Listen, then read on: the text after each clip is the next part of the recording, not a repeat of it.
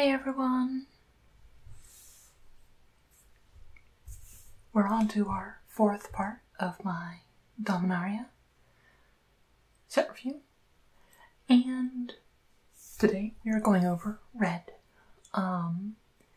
If you haven't watched the other parts of my videos and you're watching this for information, I recommend at least looking at the first part of the video I did for White, because that talks about a lot of how I am assessing and kind of like where I come from, but general, I am assessing these for limited as well as making comments when I'm looking to acquire them for one of the EDH decks I've done a deck on.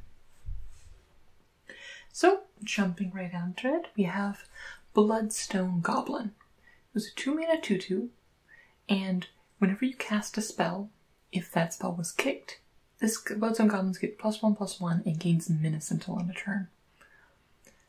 I think this is playable, but not great. The thing is that probably the lowest cost that you're gonna be like kicking something is probably like at lowest 5, and most of them are 6 or more when you're like adding on the kicker cost. And at that stage of the game, a 3/3 menace just isn't that impactful, but at the same time, like it is a 2-mana 2/2, it is a body, and it can get in, help and get the menace can help it get in for some damage later on. But it's nothing special. It's nothing amazing. Next up is Champion of Flame. It's 1 and a red with that is a 1/1 with trample, and it gets +2/+2 for each aura and equipment attached to it. This one's interesting that like if you can build around it, it reminds me of whatchamacallit, the Naya the Naya commander. It's like the beast, and it gets +2/+2 and it's hexproof and everyone hates it. It's a little version of that. But yeah, no, especially since we did see like a lot, especially the white like auras and stuff were really good, and the white-red archetype is this auras deck, and equipment. And I mean, if you have the payoffs, I think this can be really good. Obviously I think equipment is better because it can move around and such, but yeah. If not, this is atrocious and you really need that build around to make it be good. But if you do, like the first one you make it makes it a 3/3 trample for 2, and that's a decent upside. One thing is it doesn't do as a good like aura person is it doesn't protect itself at all, which Next up is Fervent Strike. It's 1 red for an instant that gives target creature +1/+0 and gains first strike and haste until end of turn. This does enough that I feel like it's a sizable combat trick. Like, it helps you win combats by like pumping up your power and giving it first strike. It lets you just get in for like some quick damage, like explosive turns and stuff if you need to late game and just like finish the game. I like Fervent Strike as a combat trick. I mean, it's still a combat trick, so it's not like high priority, but I don't mind it. Next up is Fiery Intervention, which is a 5-mana sorcery that you can either deal 5 damage to a creature or destroy target artifact. I mean, it's no Braid, but it's okay. It's a little overcosted, but I mean, it's removal, which the floor for removal isn't that great, and 5 damage is enough that it's gonna kill most things. But yeah, no, and like the destroying target artifact, like there are like actually a fair few like important artifacts that you might want to kill, and having that staple to a kill is good. Like if your opponent has targets to the artifact, this becomes very good just having the mobility. If not, it's okay. It's a not great removal, but it's a removal. Next up is Fight with Fire. It's 2 and a red for Fight with Fire, deals 5 damage to target creature, but also has Kicker for 5 and a red, so 9 total mana. And if it was kicked, you can do 10 damage to fight as you choose among any number of targets. You're not likely to be kicking this a lot because that is 9 damage, but I mean, 3 mana deal 5 damage to target creatures great. Remember we were talking about like 5 mana for 5 damages, and 3 mana, I am much more into that. No, solid. Fire Elemental, nice classic alpha card. It's a 5 mana 5/4. I'm not a fan of this. It just doesn't do enough for like a 5-drop. Like, it is a body, and if like you're actually low on your top end, it can be fine, but eh. Fire Fist Adept. It's a 5 mana 3/3, but it's also a wizard, which is relevant because the blue-green wizards is that deck. And when it enters the battlefield, it deals X damage to target creature an opponent controls, where X is the number of wizards you control. So at minimum, this is a 5 mana 3/3 that when it enters the battlefield, it pings something. Which itself is okay, and if you actually like have enough wizard, like critical mass of wizards, like if you just have one other wizard, this all of a sudden shock something, and all of a sudden that's actually a quite good deal, and it only goes up from there. So I think that this is a great payoff for being in that wizard's deck, so I like it. The First Eruption. This is a saga. It's 3 mana. Number 1 is the First Eruption deals 1 damage to each creature without flying. That doesn't seem super relevant in this format. Number 2 is add red, okay. And 3, sacrifice a mountain. If you do, the First Eruption deals 3 damage to each creature. I'm not a fan of this in Limited. There's just not enough X ones that I've seen to make it like really worthwhile. Like, maybe like bringing it out of the sideboard if you're like going against like the Sapperling deck. But even then, I'm not a fan of it. Like, having to sacrifice a land is rough, and it just isn't doing enough to justify it. I'm not a fan of this. The Flame of Keld. 1 in a red, first saga. It starts out with discard your hand. Then next chapter is draw 2 cards. And the third chapter is if a red source would deal damage to a permanent or player this turn, it deals that much damage plus 2 to that permanent or player instead. I like this one. Like, I mean, granted, like, the discard your hand is not great because of reasons. But obviously you just play this when you only have like a couple lands left in hand, or your hand is empty, like late game. And then next turn you get to like refill some, and then it pretty much effectively ups all your burn spells. All of your red creatures get +2/+0, and you know, that's kind of like an uncommon like boost, like, and like refuel for late game. I think that's real solid for red. Red often doesn't the best at that, so yeah, I like Keld. Frenzied Rage. This is 1 in red. Enchanted creature gets +2/+1 and has menace. And it is aura, like, especially when you compare it to a lot of the other auras we've been seeing. Now, obviously, if you're in that white-red auras deck and you have some of the payoffs, maybe, but this alone just isn't enough to make me like want to be in that deck. So yeah, it just doesn't do enough. Menace, while evasion isn't really the kind of evasion I want to be seeing. Next up is Gitu Chronicler. It's 1 in red for 1/3, wizard, which is relevant, with kicker for 4.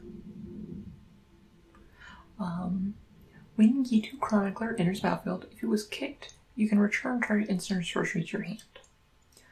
Now, the wizard deck is kind of also the Spellslinger thing, and there are some really powerful cards for that. And if you have enough of the things, I think that's fine, because I think of all the payoffs we've seen, I think the wizard payoffs are some of the best. And late game playing 6 mana to get a 1/3 and also return it to your hand seems fine. So even though it's like its body itself isn't great, I don't dislike Gitu Chronicler. The fact that it also fits into like the red-green kicker deck also is nice. Next up is Gitu Journey Mage, which is 3 mana for 3/2, human wizard, so again, it's a wizard. When it enters the battlefield, if you control another wizard, Gitu Journey Mage deals 2 damage to each opponent. So it's 3/2 that if you have another wizard, which I mean, if you're building that wizard deck, you can often have it just gets to shock someone. This isn't super high priority for me, like, but I think it's solid. It's a relevant creature type. Like 3/2 is a decent body, while not amazing. And the incidental upside is, like, I mean, 2 damage is not nothing. So, yeah. Key to Lava Runner. It's a 1 mana human wizard. As long as there are 2 more instant or sorcery cards in your graveyard, Key to Lava Runner has +1/+0 in haste. I'm not as much a fan of this one because in limited, the time at which you'll have 2 or more instances of sorceries, a 2/2 of haste is not going to be super useful. I don't think it's unplayable, like if you need the wizards to make some of those things work, but it isn't something I would go out of my way for. Goblin Barrage. It's a 4 mana sorcery, with kicker being sacrifice an artifact or goblin. Goblin Barrage deals 4 damage to our creature, and 4 mana for 4 damage is okay. I mean, it's still playable, but if it was kicked, it also deals 4 damage to target player or planeswalker. And I don't really want to be sacrificing my creatures just to do a fling effect. I guess if it is stapled onto something like that, and if you have some of the kicker payoffs, I could see you doing that sacrifice, but I believe most of the time you will just be paying 4 mana to kill a creature. And that's okay. I think it's still fine. Next up we have Goblin Chain Whirler, which is the triple color for red. And it's red for a 3/3 with first strike, which is something I really like. And when it enters the battlefield, it deals 1 damage to each opponent and each creature and planeswalker they control. I mean, those stats alone are real solid, and sometimes you're able to incidentally kill their stuff, especially after combat, and people have combat damage mark on them. You can help clean up things, and yeah, I think it's fun. I think it's a great card if you can cast it. Obviously, you don't want to be casting this if you're not heavily in red, and you probably do want a little extra fixing to get to that triple color. But a 3/3 first strike is relevant almost at all stages of the game. Yeah, no, I like it. Next up is Goblin Warchief. It's 1 red for 2/2 that has goblin spells you have control cost 1 less to cast, and goblins you control have haste. Obviously, if you have critical mass of goblins, this is very good. If not, if you don't have enough goblins, I'm probably to say at least 4 other goblins in your deck, which is not a guarantee. It's okay. It's not... Actually, no, you don't want to be playing it if you don't have enough goblins, because otherwise you're paying 3 mana for a 2/2 of haste. And the cost reduction, it's not like goblins are that expensive anyway. But, yeah. Next up is Haphazard Bombardment. It is a 6 mana enchantment, and when it enters the battlefield, choose 4 non-enchantment permanents you don't control and put an aim counter on each of them. And at the beginning of your end step, if 2 or more permanents you don't control have an aim counter on them, destroy 1 of those permanents at random. So essentially you choose 4 things you want to kill, which can be lands, and every turn you roll the die, and 1 of them will survive by the end of the turn, but 3 of them will die. And I think this is fine. Actually, I don't know, as removal goes, I don't love it. Just because usually when you remove something, you want to be removing it then, and having a chance to do it. This is a bit too much chance on board than I like to be running, personally. Yeah, I'm okay with iffy on Haphazard Bombardment. Next up is Jaya Ballard. She's back. And she has 2 red for a 5 loyalty planeswalker. Her +1 is red. Spend this mana only to cast instant or sorcery spells. Honestly, I only really see this if you're actually playing kicker spells and whatnot. And you're not really using that otherwise. And I feel her other +1 is the one you're using most of the time, which is discard up to 3 cards, then draw that many cards. And I feel like that's fine. Like, she gives you great card filtering, and like, once Jaya is out, you'll never have like a dead draw, because you can always just cycle through your hand and whatnot. And then her -8 is essentially she gives all of your spells flashback for -8, but that's less relevant in limited. I think Jaya's fine as planeswalkers go. She doesn't really protect herself at all. She doesn't affect the board state directly. So yeah, I think she's just fine, but nothing out of this world, and the triple red is a liability when trying to cast her. So I would love if the add red was only to cast non-creature spells, because then you could help it cast like some of the expensive artifacts in the set and things like that. But yeah, I'm iffy on Jaya. Sorry, Jaya. But speaking of Jaya, we have Jaya's Immolating Inferno, which is X red, and it deals X damage to up to 3 targets. So, but it is a legendary sorcery, and I haven't really talked about this in my other videos, but I actually am going way down on legendary sorceries for limited, unless you really have like at least 4 legends in your deck, because otherwise it's just unlike the likeliness of having both out and ready to go is quite low. And then also legends just attract removal a lot. But this one is a great payoff, because ideally this is a 3-for-1. Like 5 mana, or let's say like 6 mana, like that's reasonable. Deal 4 damage on up to 3 targets. You kill 3 of their creatures and good then, or kill 2 of their creatures, dome them in the face, and it's real solid. I think I like Jaya's Inferno if you have that critical mass of legends. Next up is Keldon Overseer. It's 2 in a red for a 3/1 with haste. That is very aggressive, and I'm not a fan of it. It is just very fragile and trades with everything. But if it was kicked, so 7 mana for 3/1 with haste, gain control of target creature until end of turn, untap the creature, it gains haste. So if you kick it for 7 mana, you get to Zealous Construct something and swing in.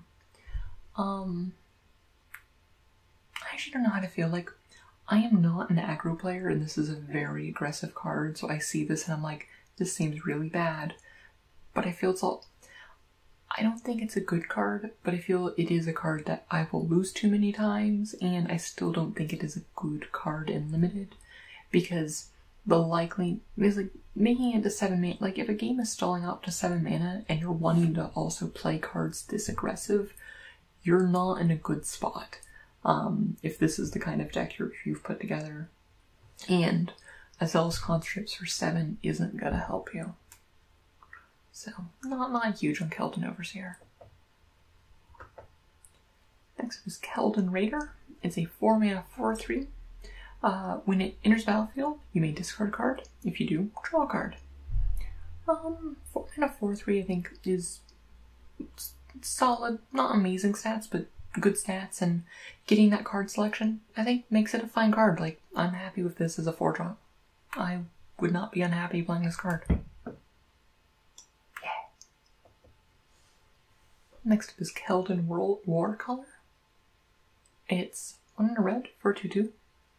When it enters the battlefield, and whenever it attacks, put a lore counter on target saga you control.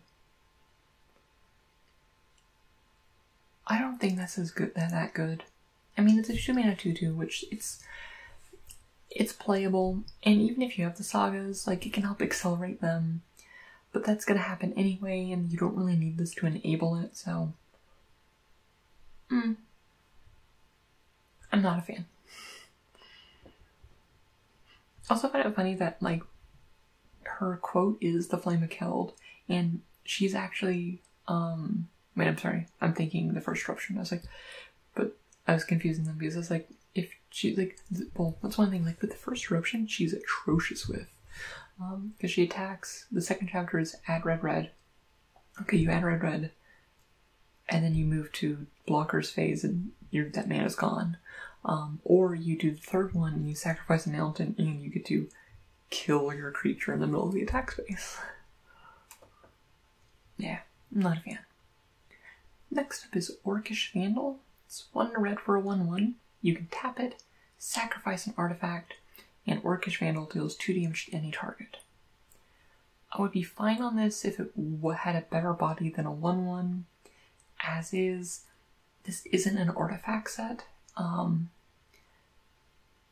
and that it doesn't do anything hardly if you don't have an artifact, so I'm not high on Orcish Vandal. I'm sorry. Sorry, you orc.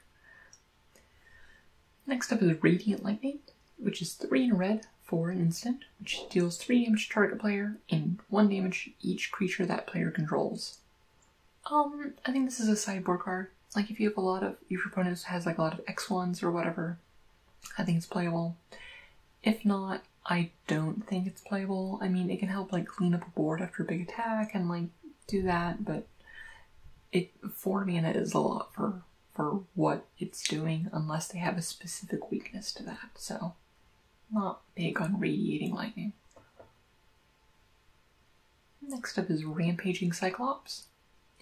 It is a 4/4 for 4. That alone is great. That's real good stats. And it gets -2/-0 as long as 2 or more creatures are blocking it. That is not so great because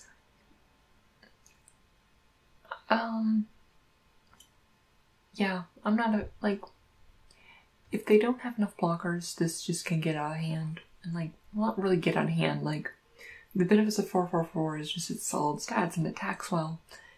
And this blocks well, but it does not attack well at all.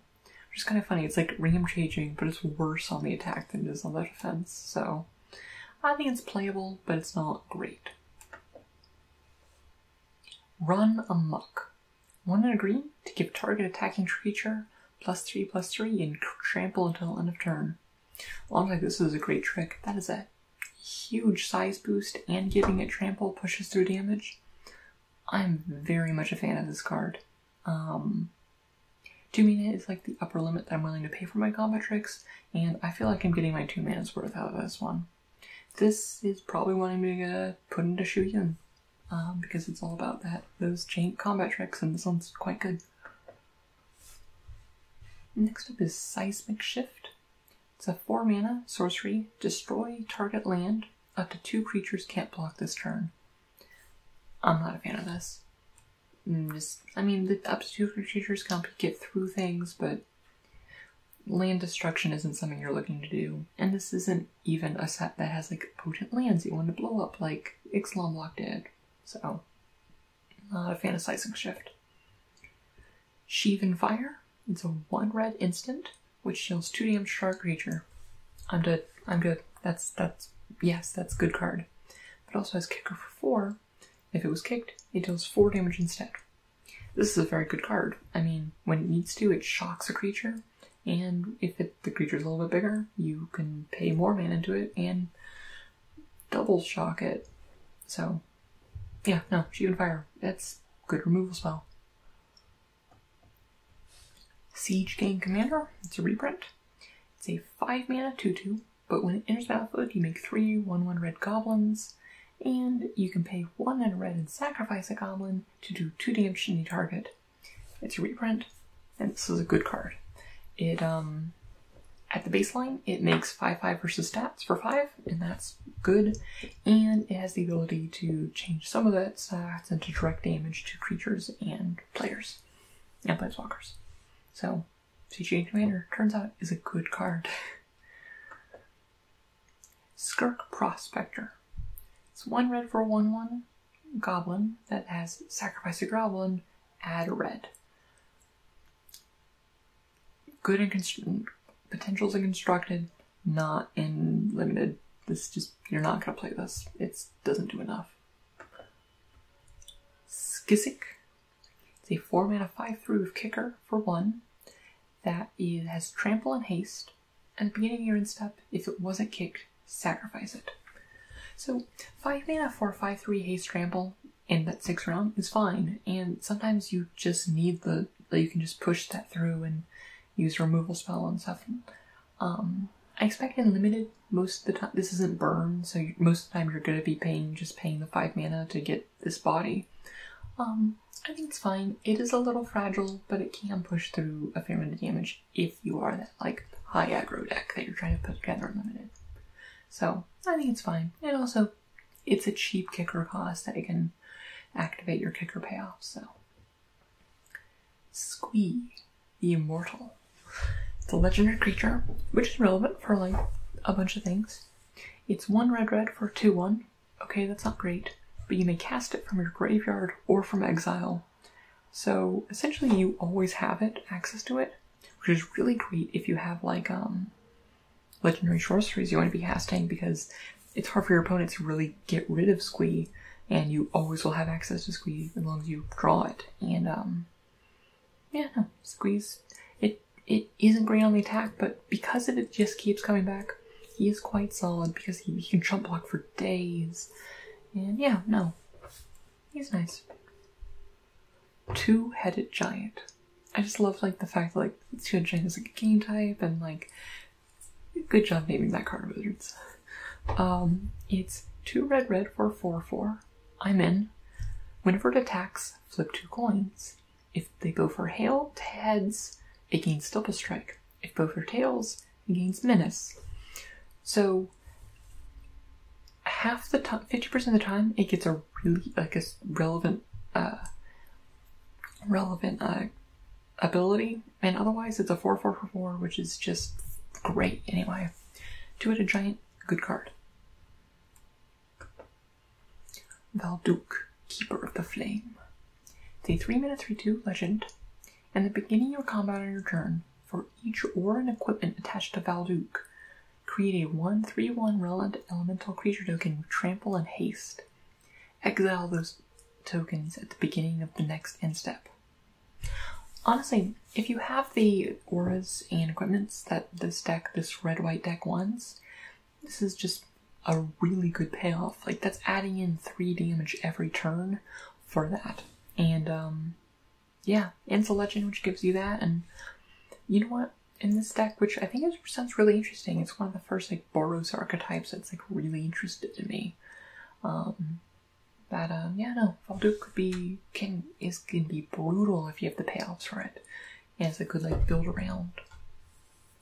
If not, it is a 3/2 for 3/3, which is playable. It's not great, but it's still playable, and a legend for things that care about that. Next up we have Varric's Bladewing, who is a 4-mana 4/4 flyer. It's very good. Like, 4-mana 4/4 is good. Make it a flyer, very nice. He's also legendary and a dragon. Okay, dragon isn't relevant, but he's a dragon. So, but you also have Kicker for 3, and if you do, you get another 4/4 flying. So, for 7 mana, you can get 8 power and toughness in the air. So, yeah, no, Varric's is very good. There's a reason he's a mythic. Yeah, no, just great stats all around. Next up is Warcry Phoenix. It's a 4-mana 2/2 flying and haste. And whenever you attack with 3 or more creatures, you may play 2 in a red. If you do, return Warcry Phoenix from your graveyard to the battlefield tapped and attacking. Base stats alone, 4-mana 2/2 flying haste is great. I like that card. And the ability to recur it and keep attacking is just icing on the cake. So I like Warcry Phoenix, and I love the art of the fire on that. Next up is Warlord's Fury. It's 1 red for sorcery. Creatures you control gain first strike until end of turn. Draw a card. This is one I'm probably going to put into Shuyu, just because it's a cantrip with, like, I mean, sure, Shuyu gives out double strike, but a lot of times I'm going white in this deck, and not all of them will get first strike. So, yeah, I'm quite happy with Warlord's Fury for that. In limited, I mean, it does cycle itself, so your floor is that you pay a red to get a new card. So I think this is fine. I don't think it's great, but I think it's just fine. you should not be embarrassed for putting this card in the deck. And the fact that like a lot of the wizards actually care about casting instants and sorceries, this could be decent if you have some of those payoffs. Wizard's Lightning. It's 2 and a red for an instant that deals 3 damage to any target, and it costs 2 less if you control a wizard. Whether or not you control a wizard, this is a great card. If you control a wizard, it's Lightning Bolt, and I don't need to tell you that Lightning Bolt is a good card. That said, if you don't control a wizard, 3 mana for a Lightning Bolt, it's still a good card. So, Wizard's Lightning, A+, you probably won't be seeing one of these easily Paick 1 Paick 1-able. Just very good card. And that is it for red. I actually made it through this one pretty much a bit faster. Just nice and fast, just like red. So we got 2 more episodes of my review to go, and I will see you then tomorrow for both of those. So you're all ready by the time the pre-release comes out. We'll talk to you all later.